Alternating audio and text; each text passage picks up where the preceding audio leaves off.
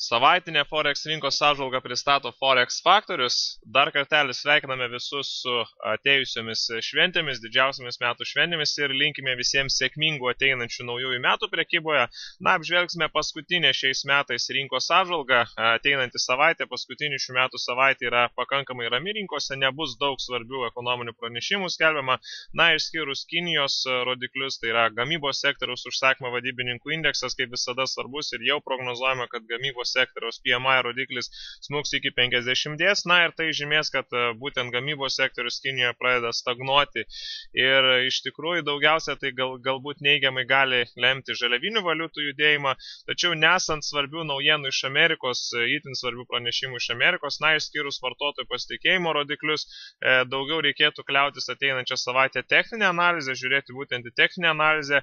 Penktadienį bus skelbiamas gamybos sektoriaus PMI rodiklis iš Amerikos, jis yra prognozuojamas blogesnis, taip ir galima manyti apie blogesnį rodiklį, taip pat yra Anglijos gamybos sektoriaus PMI rodiklis, jisai šiek tiek geresnis prognozuojamas, tačiau nesant svarbių kitų pranešimų, plus yra šventinė savaitė, daugiausia reikėtų pasikliauti vis dėlto techninę analizę, todėl šiandieną mes peržvelgsim viską, ką tai galima pamatyti iš techninės analizės pusės. Forex Factor LT mūsų tinklalapyje rasite savaitinį naujienų žurnalą, kuriame šį kartą apžvelgiam 2015 metų perspektyvas, apžvelgiame šiek tiek kitų kampų. Visi žinome, kad Amerika ketina didinti palūkanų normas, ir tas rinkoje atsiranda savotiškas žurnalo viršelio efektas, kada būna kartais rinkos pasielgia priešingai, todėl visą laiką reikia turėti du alternatyvius scenarius, tai būtent pasižiūrėti į rinką iš tos pusės, kaip, sakykime, visa masė rinkos dalyvių masto ir turėti šiokią tokią kitokią nuomonę, įvertinti tam tikrus kitus faktus. Tai kitų metų perspektyvas, prognozės ateinantiems metams rasite Forex Factor LT savaitinėme žurnale. O dabar ateinančiai savaitį pasiruošti, siūlau pasižiūrėti į rinką iš techninės analizės pusės. Naftos kaina praėjusią savaitę, šiek tiek šventinės savaitės metu toliau tęsė smukimą. Naftos grafike, būtent valandinėme grafike susiformavo labai gražus simetrinis trikampis, rinka po truputį išėjo iš simetrinio trikampio, ir simetrinio trikampio pramušimo atveju pelno tikslas pardavėjams turėtų būti kažkur netoli 50. 51, 50, 50 toks kainos lygis turėtų būti pardavėjų tikslas. Ir ateinančią savaitę būtent Kinija, jeigu paskelbs prastesnius gamybos sektoriaus rodiklius, Kinija yra didžiausia naftos vartotoja pasaulyje, dėl to blogesni rodikliai galėtų įtakoti, galėtų padėti toliau smukti naftos kainai. Fundamentika kol kas naftos kainai nepalanki, todėl galimas kritimas iki 50, iki 51, 50, tiek techninių, tiek ir fundamentalių požiūrių artimuoju laikotarpiu. Mes kalbame apie artimąjį laikotarpį. Kol kas ciklas yra būtent intervalinis judėjimas, rinka pramušė labai nežymiai trikampį, kol kas intervalo dugnas yra ties kaina 54.00, žinoma, kad didesnio impulso žemyn sulauktume, jeigu rinka prasimustų pro 54.00, intervalo vidurys yra 56.70 zona, 58.90 intervalo viršus. Kainai kylant link 56.75 link 58.90 buvusių pasipriešinimų ieškočiau pardavimo pozicijų, tačiau su ta mintimi, kad rinka išėjo iš simetrinio trikampio, didelių korekcijų gali nebūti, dėl to artimiausių metų jau būtų galima techniškai paieškoti pardavimo pozicijų, ir artimiausias pardavimo pozicijas reikėtų kažkur, tai aš siūlyčiau organizuotis ties kaina 55.50 zonoje, ties kaina 55.80, stop lossas pardavėjams turėtų stovėti kažkur tai ties kaina 56.50 šitoje zonoje. Jeigu rinka prasimuštų pro šitą vietą, tęstųsi kilimas, kuo aukščiau kaina kiltų link intervalo viršaus minėto, prieš tai tuo didesnė tikimybė pardavėjams. Dėl to kol kas keisti nuomonės dėl pardavimų nevertėtų. Techniškai matosi, kad geros yra vietos pardavimams ir būtent siūlyčiau tą mintimį ir vadovautis, būtent ties 38 Fibonacci lygių, ties 55, 80, 55, 75, tose zonose egzistuoja pardavimo pozicijos, stop lossas turėtų būti 56-50, tačiau pelno tikslas link 50, toksai yra pelno tikslas. Jeigu rinka prasimuštų pro 54.00, greičiausiai tęstųsi kritimas ir tada jau būtų gana gan agresyvus kritimas, dėl to didelių korekcijų galima nesulaukti. Tokiais, sakykime, būtent kada rinkui prasideda breakouto pramušimo ciklas, didelių korekcijų galima nesulaukti. Šiuo metu dar mes neturime to tokios stataus breakouto ciklo, dėl to gali rinka ir pasikoreguoti šiek tiek giliau, tačiau šiaip didelių korekcijų laukti nevertėtų, nes yra pakankamai stiprus signalas pardavėjams, pamačius simetrinį trikampį, techniškai tai yra atsiveria galimybės link 50.00. Na, kol kas, kaip matėm ir ateinančią savaitę, kad bus ir Kinijos gamybos sektoriaus rodikliai, kurie greičiausiai bus prastesni, tai nepalaiko per daug naftos kainos. Tai iš tikrųjų, jeigu išeitų geresni rodikliai, žinoma, tada naftos nuo pardavimų galbūt geriau čia susilaikyti, šitose vietose ir pramušus 56-75 kainos kilimo atveju ieškoti pardavimų nuo pat jau aukštesnių taškų. Aukso grafike mes matome, kad po truputėlį prasidėjo kilimas, na ir auksas greičiausiai tą kilimą išlaikys ir ateinančią savaitę. Vis dėlto kritimas buvęs prieš tai nėra krentantis trendas, krentanti banga intervalė, grinai turime intervalinį judėjimą.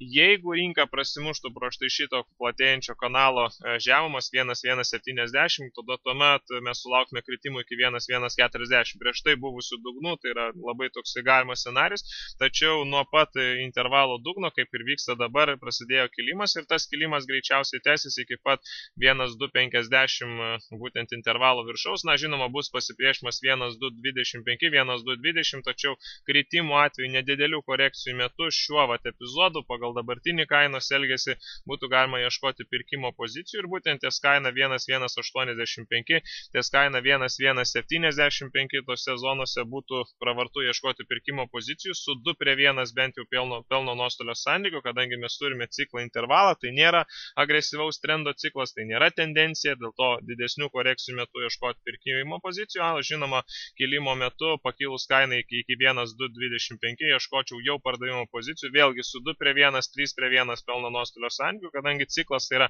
intervalas. Tai nėra aiškus, sakykime, pramušimo ciklas, breakouto, kaip mes turime su doleriu Japonijos jena, kur galima stačiai ieškoti pirkimo pozicijų. Čia mes buy low, sell high scalp, reiškia, prekiavam pagal taisyklės, kad perkam nuo pačių žemiausių taškų, parduodam nuo aukščiausių taškų, na ir aišku, pelno nuostolio santykis turėtų būti bent jau 2:1, 3:1. Tokį siūlyčiau naudoti protingai, kadangi nėra vyraujančios dominuojančios jėgos rinkoje pastaruoju metu. Žinoma, jeigu rinka prasimuštų pro štai šito intervalo viršų, tada jau sulauktume iki 1.300 kilimo.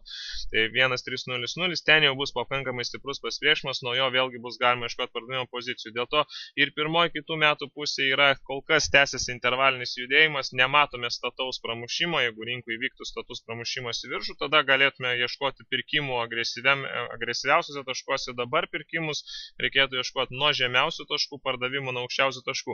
S&P 500 indeksas labai gražiai, kaip ir sezoniškumas rodo, pradėjo būtent Kalėdų senelio ralį, kaip ir priklauso nuo gruodžio 15 dienos. Šį kartą ralis pavėlavo keletą dienų, na ir turime gražų kilimą. Apie sausio 7 dieną yra, reiškia, sezoniškumo analizė rodo, kad kažkur tai Kalėdų senelio ralis baigėsi, dažniausiai apie sausio 7 dieną.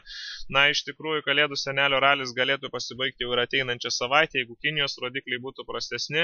Ir iš tikrųjų, pirkimo pozicijos S&P 500 indekse kol kas nesiūlyčiau planuoti. Iš tikrųjų, kilimas pakankamai vangus pastarasis keletą dienų, galimi pelnų fiksavimai iš rinkos dalyvių būtent sausio pradžioje, iš karto sausio pradžioje. Finansinių metų pabaiga būtent įtakoja tokį akcijų rinkoje brangimą ir akcijų indeksai dėl to tai brangsta. Prieš pat metų pabaigą, būtent metų pradžia, sausio 1 dienos galimi pelnų fiksavimai ir tada galima sulaukti didelio kritimo. Kol kas ciklas tai nėra aiškus trendas, breakoutas, pramušimas labai nežymus, silpnas, kol kas pagal rinkos elgesį, pagal kainos elgesį negalim pasakyti, kad esame labai agresyviam kylančiame trende, esame daugiau intervalinio judėjimo cikle. Dėl to kaina, kada prasidėtų pelnų fiksavimai, gali nusmukti viską, ką pakilo iki 1950, netgi tokio lygio. Dėl to kol kas nuo pirkimų susilaikyčiau, na ir laukčiau labai aiškaus signalo pardavimo pozicijam arba pelnų fiksavimą, jeigu turite pirkimo pozicijas. Euro Kanados dolerio poroje labai gražiai pildosi prognozė, kilimas tai nebuvo kylantis trendas, kylanti banga intervaliniam judėjime, sulaukėme gražaus pirkėjų išsikvėpimo, perėjome pardavimo pozicijas. Na ir iš tikrųjų Kanados doleris stiprėja prieš eurą ir iš tikrųjų iš fundamentinės pusės kol kas sentimentas išlieka neigiamas euro kado valiutų porui.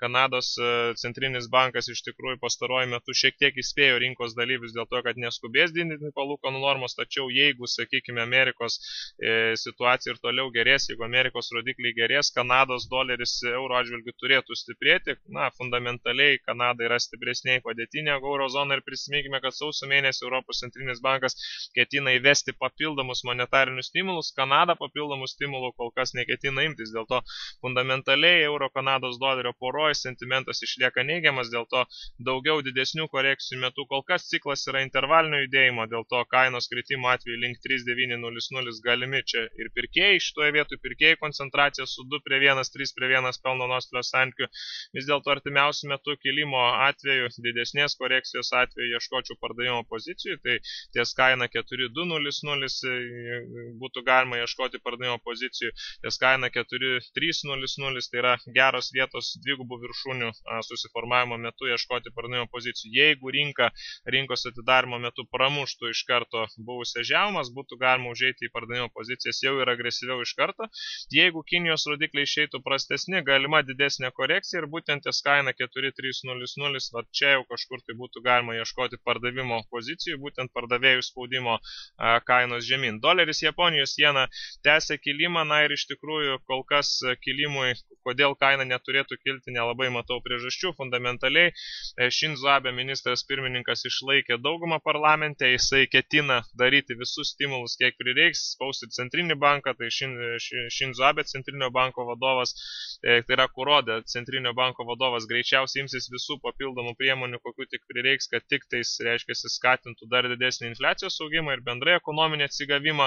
Tai ateinantis metai greičiausiai išsilaikys japoniškus monetarinių stimulų metais, dėl to dabar ieškočiau pirkimo pozicijų mažų korekcijų metu, nedėlių korekcijų metu. Dieninėme grafike matome kainos judėjimą intervale, na ir pelno tikslas pirkėjų turėtų būti iki 125,00 lygio. Dabartiniu metu valandinėme grafike 15 minučių grafikuose nedidelių korekcijų metu pirkimo pozicijos su 1:1 pelno nuostolio santykiu netgi būtų galima ieškoti, kadangi tai yra ciklas labai aiškus trendas. Labai aiškaus trendo ciklas, dėl to nedidelių korekcijų metu ieškoti pirkimo pozicijų.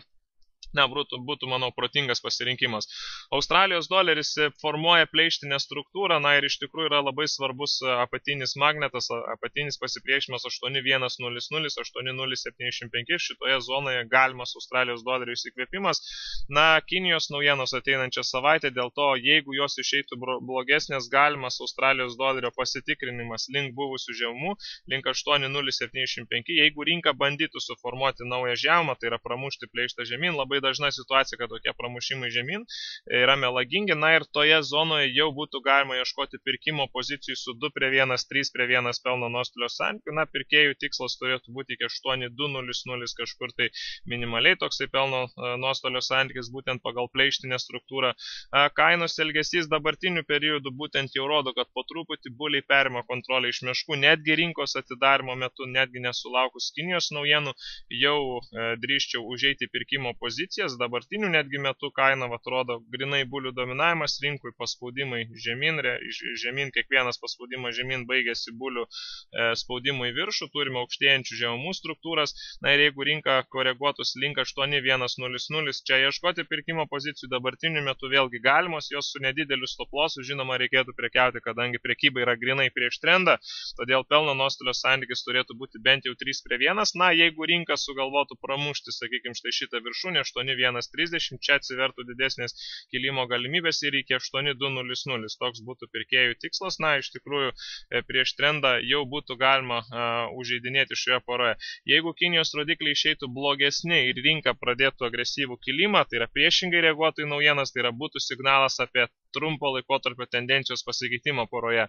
Todėl stebėkime Kinijos naujienas ir kainos elgesi po jų. Jeigu kaina išėjus Kinijos naujienom kristų žemiau 8.075, 8.100, ieškoti signalinio baro pirkimams, išsikvėpimo signalo, kaip kad turėjome šitame bare, jau matom išsikvėpimą, mažėjantis laipteliai tarp šito dugno ir šito dugno vos mažesnis atstumas, turime viską pagrįžimas atgal, vos žemesnė žema, vėl grįžimas atgal, rodome nemažą bulių spaudimą, ieškoti pirkimo pozicijų. Jeigu išeitų blogos Kinijų naujienos ir kaina reaguotų atvirkščiai, būtų signalas apie naujo trendo, kylančio trendo pradžią, būtent su Australijos doleriu, Amerikos doleriu. Naujosios Zelandijos doleris išlieka intervaliniam judėjime, kainos kilimo atveju link 7,850, 7,825, šitoje zonoje ieškočiau pardavimo pozicijų su 2:1 pelno nuostolio santykiu.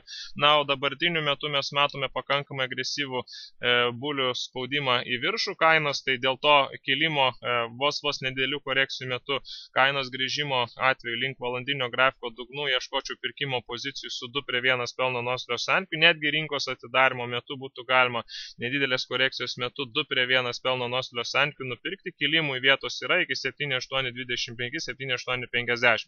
Kaina, jeigu kaina prasimuštų pro 7,827, 7,850, kaina kiltų iki 7,965, na ir nuo ten jau būtų geras pardavimo signalas. Ciklas yra intervalas, dėl to vyrauja abipusė prekyba. Jeigu kaina nukristų iki buvusių dugnų, vėlgi pirkimo pozicijos, vyrauja dvipusis judėjimas, nėra rinkoje dominuojančios jėgos, dėl to nuo pačių žemiausių taškų, kur tik tais yra geras kapitalo valdymas, gera prekyba pagal kapitalo valdymą, ten būtų galima užeiti rinką.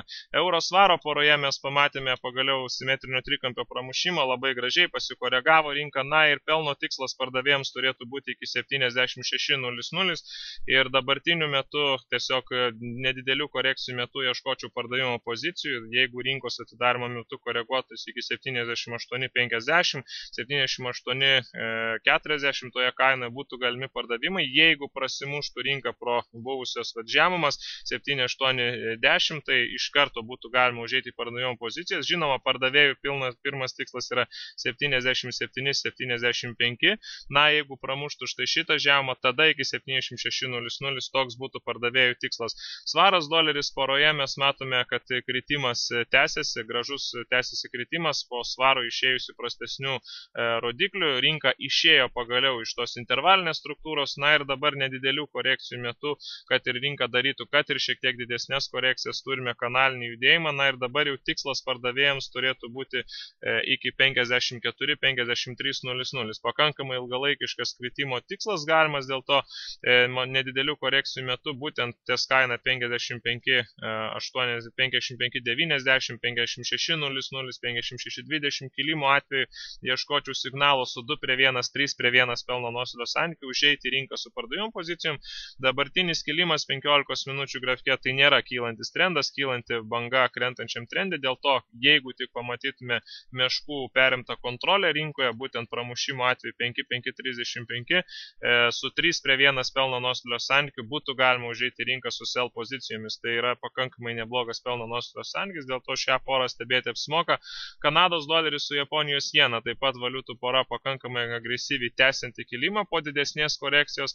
Na, Kanados ekonomika, kaip minėjau, neketina daryti papildomų stimulų, infliacijos lygis yra pasiektas, centrinio banko mandatas, sakykime, bedarbystės lygis laikos pakankamai neblogose lygiuose ir Kanada pelnosi iš Amerikos rinkų dominavimo, būtent iš Amerikos geresnių rodiklių. Na, tik tais tiek vienintelė rizika būtent naftos kainos smukimas. Tačiau didesnių korekcijų metu Kanados doleris Japonijos jena poroje ieškočiau pirkimo pozicijų, na ir artimiausias pirkimas jau iš karto ties dabartinių palaikymų. Jeigu rinka koreguotųsi daugiau, kiekvienas dvigubas dugnas su potencialiu 2:1 pelno nuostolio santykiu, na, būtų verta pasiieškoti pirkimo pozicijų.